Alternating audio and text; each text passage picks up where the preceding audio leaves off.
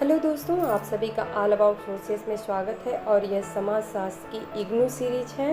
तो चलिए आज हम लोग शुरू करते हैं। राधा कमल मुखर्जी जो कि एक भारतीय विचारक रहे हैं और भारतीय समाजशास्त्रियों में इनका बहुत ही प्रमुख स्थान रहा है। तो सबसे पहले हम लोग इनके जो जीवन परिचय है उसको समझेंगे, क्योंकि मेरा ऐसा मानना है कि अगर किसी व्यक्ति के विचारों को समझना है तो उनके व्यक्तित्व को या उनका जीवन किस परिवेश में बीता है इसको समझना अत्यंत आवश्यक होता है। जब तक हम किसी व्यक्ति के व्यक्तित्व को नहीं समझेंगे तब तक हम उनके विचारों को नहीं समझ सकते हैं। तो चलिए आज हम लोग प्रारंभ करते हैं। राधा कमल मुखर्जी, इन्होंने कुछ मुख्य जो विचार हैं वो दिए हैं, जैसे कि सामाजिक परिस्थिति विज्ञान का या फिर अंतरशाखीय शोध का या फिर जीवन मूल्यों के बारे में इन्होंने बहुत सारे अपनी अवधारणाएं दी हैं।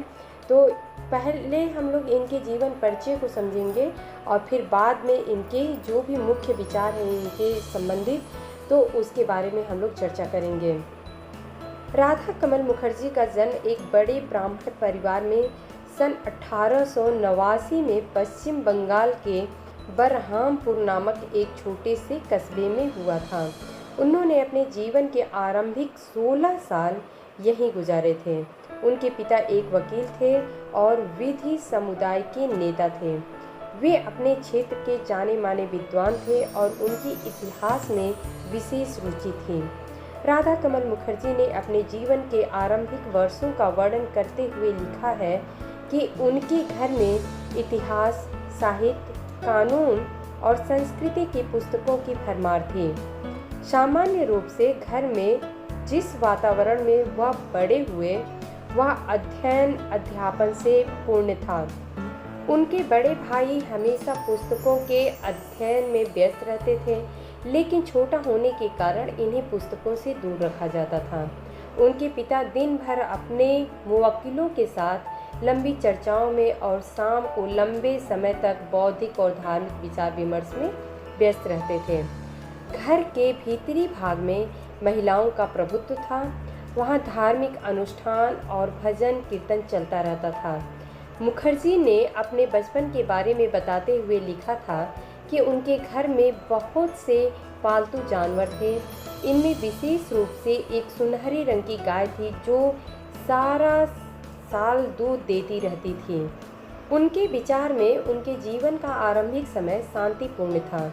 इस समय स्कूल जाना और खेलना, पूजा पाठ करना, समय समय पर उपवास और दावतें, धार्मिक अनुष्ठान और संस्कार, महाकाव्यों और पुराणों की कहानियाँ सुनाना और घर में साधु संतों का आतिथ्य आदि महत्वपूर्ण बातें थीं। 20वीं शताब्दी के आरंभ में मद्रास और उड़ीसा में भयंकर अकाल पड़ने से जनजीवन का बहुत विनाश हुआ था।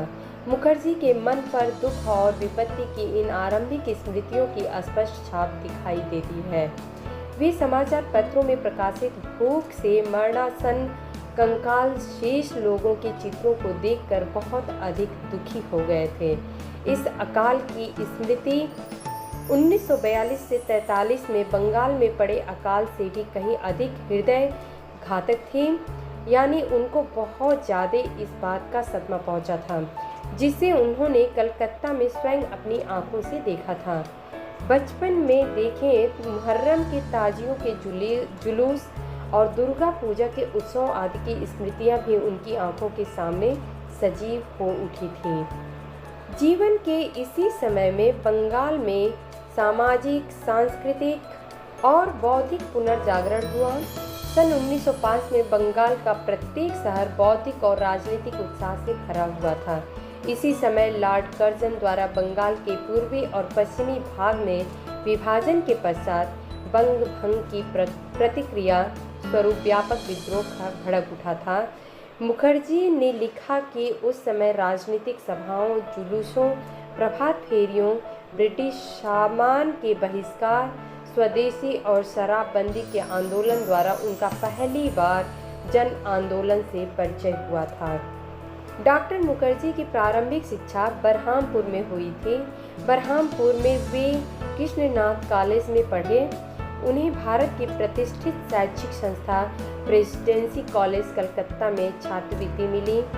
इस कॉलेज में मुखर्जी ने अंग्रेजी और इतिहास के ऑनर्स कोर्स में प्रवेश लिया। यहाँ वे H.M. पर्सिवल, श्री अरविंद घोष के भाई M. घोष और भाषा विज्ञानी हरिनाथ डे जैसे विद्वानों के संपर्क में आए। उन्होंने इन विद्वानों की बहुत प्रशंसा की है। यही मुखर्जी ने Comte, Herbert Spencer, Lester Ward House और गिडिंग्स तथा कई अन्य विद्वानों के ग्रंथों को आदि से अंत तक पढ़ा। अर्थात हम लोगों को ये बात अब तक समझ में आ गई है कि जो भारतीय परिदृश्य में हम लोग राधा कमल मुखर्जी के बारे में समझ रहे हैं, और राधा कमल मुखर्जी ने Comte, Herbert Spencer, Lester Ward House और गिडिंग्स जैसे कई अन्य विद्वानों के ग्रंथों को पढ़ा था। अर्थात यह बात तो प्रूफ होती है कि उस समय में यूरोप और अमेरिका में समाजशास्त्र काफ़ी आगे निकल चुका था और ये विचारक अमेरिका और यूरोप के अग्रणी समाजशास्त्रियों में माने जाते थे। इसी दौरान मुखर्जी ने प्रौढ़ शिक्षा के क्षेत्र में प्रवेश किया, जिसमें उनकी जीवन पर्यंत रुचि बनी रही। इसी समय देश के राजनीतिक और सांस्कृतिक क्षेत्र में उथल-पुथल चल रही थी, जिसने जीवन मूल्यों को पूरी तरह प्रभावित किया था। तो यहाँ पे जीवन मूल्यों की बात आ रही है और यहाँ पे आप लोगों को ये पता होगा कि जीवन मूल्यों से संबंधित अवधारणाएं जो हैं वह भारतीय संदर्भ में देखा जाए तो राधा कमल मुखर्जी से संबंधित पाया जाता है। यह परिवर्तन सरकारी संस्थाओं के बाहर अधिक स्पष्ट रूप से दिखाई दे रहा था तथा यह साहित्यिक और कलात्मक पुनर्जागरण का रूप ग्रहण कर रहा था। इस पुनर्जागरण ने धीरे धीरे जन आंदोलन का रूप धारण कर लिया। इस प्रक्रिया को तेज करने के लिए मुखर्जी ने सन 1906 में कलकत्ता में मेचू बाजार की मलिन बस्तियों में प्रौढ़ों के लिए प्रौढ़ सांध्य स्कूल शुरू किया। अर्थात एक ऐसा स्कूल जिसमें शाम को पढ़ाई हो और जिसमें जो बुजुर्ग लोग थे जो कि उतने पढ़े लिखे नहीं थे उनको शिक्षा मिले। इसके लिए इन्होंने प्रौढ़ सांध्य स्कूल शुरू किया था।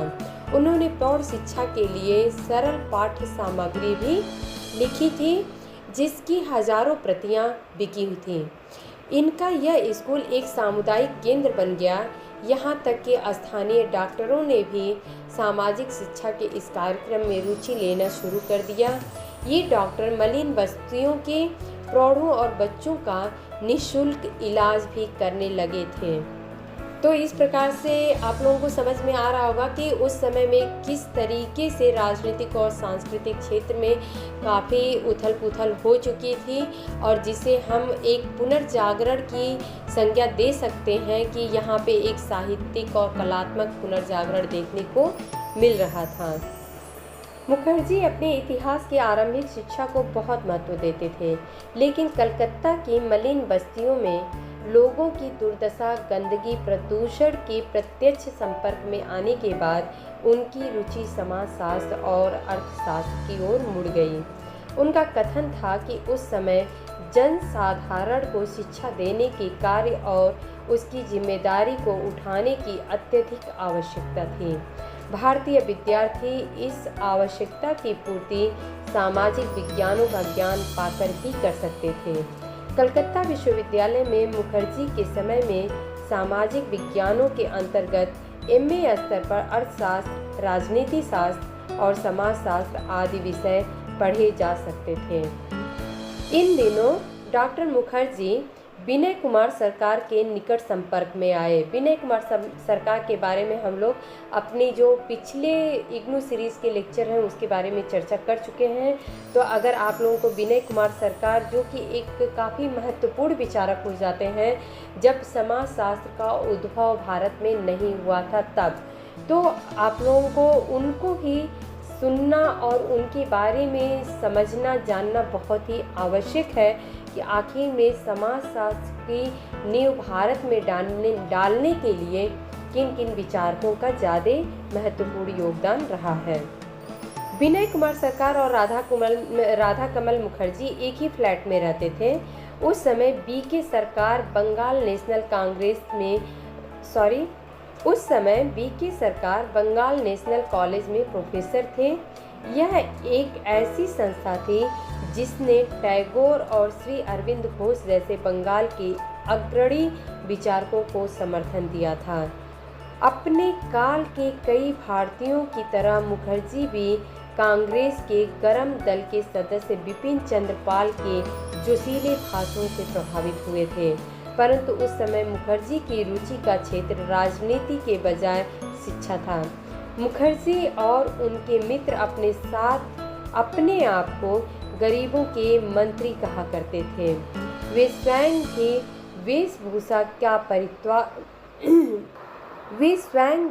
वेशभूषा का परित्याग कर सादे कपड़े पहनते थे। सन 1910 में मुखर्जी बरहामपुर में अपने पुराने कॉलेज में अर्थशास्त्र के अध्यापक बनकर गए। उनका कहना है कि यह उनके जीवन का सबसे व्यस्त काल था। इसी समय में मुखर्जी ने the foundation of Indian economics जैसे अर्थशास्त्र के आरंभिक ग्रंथ की रचना की। तो ये पुस्तक जो है ये बहुत ही महत्वपूर्ण है, the foundation of Indian economics, जो कि राधा कमल मुखर्जी के द्वारा लिखी गई है। इसी अवधि में उनकी सामाजिक परिस्थिति विज्ञान अर्थात सोशल इकोलॉजी और क्षेत्रों के अध्ययन में रुचि जागृत हुई। उनके कॉलेज के प्रिंसिपल रेवरेंड E.M.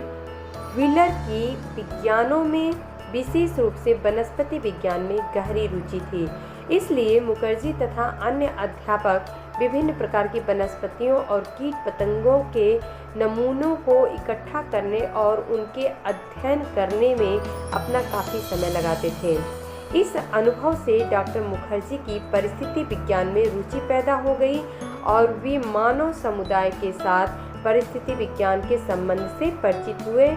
तो ये हम सभी को पता है कि जो सोशल इकोलॉजी का कॉन्सेप्ट है भारतीय परिप्रेक्ष्य में, ये राधा कमल मुखर्जी से संबंधित है। तो किस प्रकार से आखिर में इनका जो इंटरेस्ट है या रुचि है सोशल इकोलॉजी में होता है, यहाँ पे हम लोगों को ये बात बिल्कुल स्पष्ट समझ में आ रही है।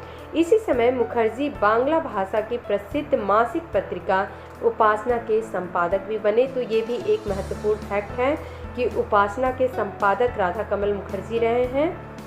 ये इस मासिक पत्रिका के लिए नियमित लेख लिखते और साथ ही बांग्ला साहित्य की साहित्यिक गतिविधियों के भी संपर्क में रहते। वे साहित्य के अथक पाठक थे और उनकी साहित्य में गहरी रुचि थी। सन 1915 में जब ब्रिटिश सरकार के दमन का चक्र चला तो मुखर्जी को एक दिन के लिए गिरफ्तार कर लिया गया और उनके सभी प्रौढ़ शिक्षा विद्यालय बंद कर दिए गए। उनके विरुद्ध से ये आरोप थे कि वे उग्रवादी हैं और या फिर प्रौढ़ शिक्षा की आड़ में उनकी उग्रवाद के प्रति सहानुभूति है। उनके वकील भाई की कोशिश से वे जल्द ही छूट गए। इसी समय पंजाब के लाहौर कॉलेज में एक पद का प्रस्ताव उनके पास भेजा गया, जिसे उन्होंने स्वीकार कर लिया और वे लाहौर चले गए। इस समय उनकी राजनीति में जो थोड़ी बहुत दिलचस्पी पैदा हुई थी वह आरंभ में ही समाप्त हो गई। कलकत्ता विश्वविद्यालय में जब आशुतोष मुखर्जी ने सन 1917 में कला और विज्ञान में स्नातकोत्तर परिषद post graduate council of arts and sciences की स्थापना की तो राधा कमल मुखर्जी वहां वापस चले गए। वे वहां 5 साल रहे और उन्होंने अर्थशास्त्र, समाजशास्त्र और राजनैतिक दर्शन का अध्यापन किया। सन 1921 में जब लखनऊ विश्वविद्यालय की स्थापना हुई तो वे वहां अर्थशास्त्र और समाजशास्त्र विभाग के प्रोफेसर एवं अध्यक्ष बनकर गए। उन्होंने इस विश्वविद्यालय में आकर अर्थशास्त्र, समाजशास्त्र और नीतिशास्त्र के शोध कार्य और अध्यापन के एकीकृत दृष्टिकोण को अपनाया, अर्थात एक एकीकृत दृष्टिकोण जो माना जाता है राधा कमल मुखर्जी का, वो हमें यहाँ देखने को मिल रहा है कि ये अर्थशास्त्र, समाजशास्त्र और नीतिशास्त्र सभी के एक साथ शोध कार्य को लेके एक दूसरे से जोड़ के, और इन्होंने जो अध्यापन का एक इंटीग्रेटेड अर्थात एकीकृत सबको एक साथ जोड़ के देखते हुए एक ऐसा दृष्टिकोण या देखने का नज़रिया राधा कमल मुखर्जी का मिलता है। डॉक्टर मुखर्जी के विचार में भारत में सामाजिक विज्ञानों के अध्ययन में हमें तुलनात्मक पद्धतियों द्वारा प्रजाति और संस्कृति के उद्भव का वैज्ञानिक अध्ययन करना चाहिए, ऐसा राधा कमल मुखर्जी का मानना था। इनमें पहले ब्रजेंद्रनाथ सेल, दूसरे प्रोफेसर पैट्रिक गेट्स और तीसरे नरेंद्र नाथ सेन गुप्ता थे। नरेंद्र नाथ उनके पुराने घनिष्ठ साथी थे जिनकी मृत्यु जल्दी ही हो गई थी। इनमें से प्रथम दो प्रोफेसर ब्रजेंद्रनाथ सेल और प्रोफेसर गेट्स से आप सभी पहले से ही परिचित हैं, अर्थात आप सभी को ब्रजेंद्रनाथ सेल जो कि कलकत्ता विश्वविद्यालय में थे और पैट्रिक गेट्स जो कि मुंबई विश्वविद्यालय में, तो ये आप सभी को पहले से ही इनके बारे में पता है। और आप सभी को ये भी पता है कि उन्होंने भारतीय विश्वविद्यालयों में समाजशास्त्र को अध्ययन के विषय के रूप में स्थापित करने और उसका विकास करने में महत्वपूर्ण योगदान दिया था। मुखर्जी अपनी कार्य और रचनाओं के लिए हमेशा प्रोफेसर सील से विचार विमर्श किया करते थे। मुखर्जी उनसे बहुत ज़्यादा प्रभावित थे, इसीलिए सांस्कृतिक विज्ञानों में तुलनात्मक पद्धति के प्रयोग पर उन्होंने विशेष बल दिया। पैट्रिक गेट्स ने भी परिस्थिति विज्ञान, जनसंख्या और क्षेत्रों के अध्ययन के संबंध में मुखर्जी की रचनाओं को प्रभावित किया है, जबकि नरेंद्र नाथ सेन गुप्ता के विचार मुखर्जी की सामाजिक मनोविज्ञान में रुचि पैदा करने में सहायक सिद्ध हुए हैं। तो यहाँ पे आप लोग समझ सकते हैं कि राधा कमल मुखर्जी ने ब्रजेंद्र नाथ सेल से किन बातों को अपनाया था, वहीं पर पैट्रिक गेट्स से इन्होंने किन चीज़ों से, किन बातों से प्रभावित हुए थे, और नरेंद्र नाथ सेन गुप्ता से भी इन्होंने कौन कौन सी अवधारणाओं से प्रभावित हुए थे। इन भारतीय विचारकों के अलावा पश्चिम के सामाजिक विचारक भी थे जिनके साथ मुखर्जी ने काम किया और जिन्होंने उनकी रचनाओं को प्रभावित किया था। इनमें एडवर्ड आल्सवर्थ रॉस, शिकागो के Robert Ezra Park, McKenzie, P Sorokin आदि कुछ समाजशास्त्री ऐसे थे जिनसे कि राधा कमल मुखर्जी काफ़ी ज़्यादा प्रभावित हुए थे। इनमें से अधिकांश अमेरिकी समाजशास्त्रियों की रुचि क्षेत्रीय अध्ययन, शहरी विघटन, मानव परिस्थिति विज्ञान, सामाजिक परिवर्तन आदि में थी। इन समाजशास्त्रियों से मित्रता और बौद्धिक मेल जोल ने सामाजिक विज्ञानों के क्षेत्र में मुखर्जी के प्रयासों को प्रेरणा दी है। डॉक्टर मुखर्जी ने लखनऊ विश्वविद्यालय में लगभग 30 वर्ष तक अर्थशास्त्र और समाजशास्त्र का अध्यापन किया।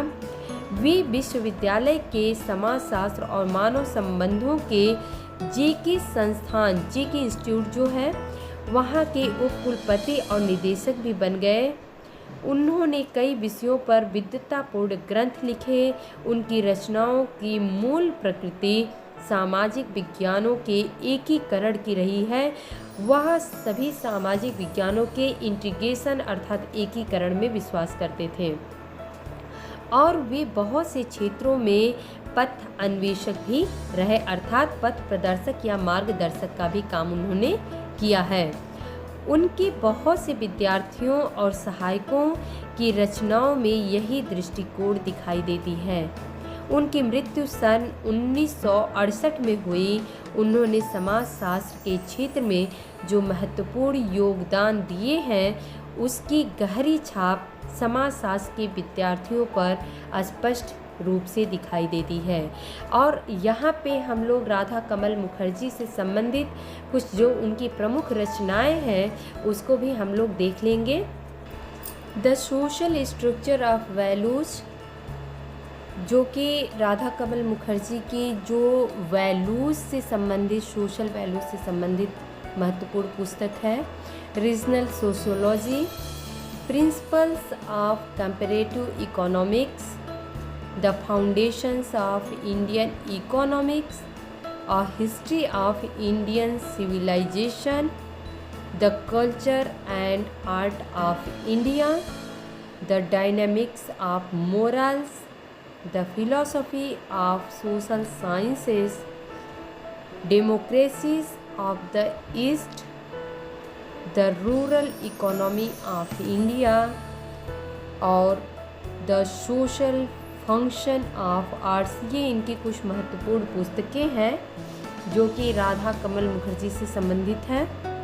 अगर राधा कमल मुखर्जी के विभिन्न योगदानों की बात करें तो अर्थशास्त्र, समाजशास्त्र, मानवशास्त्र, परिस्थिति विज्ञान, दर्शन शास्त्र, मनोविज्ञान, साहित्य, समाज कार्य, संस्कृति, सभ्यता, कला, रहस्यवाद, संगीत, धर्मशास्त्र, अध्यात्म, आचार शास्त्र, मूल्य, इन सभी विभिन्न पहलुओं पे इन्होंने अपने बहुमूल्य योगदान दिए हैं। अर्थात ये विभिन्न क्षेत्र थे जहाँ पे इन्होंने अपने कार्य किए हैं।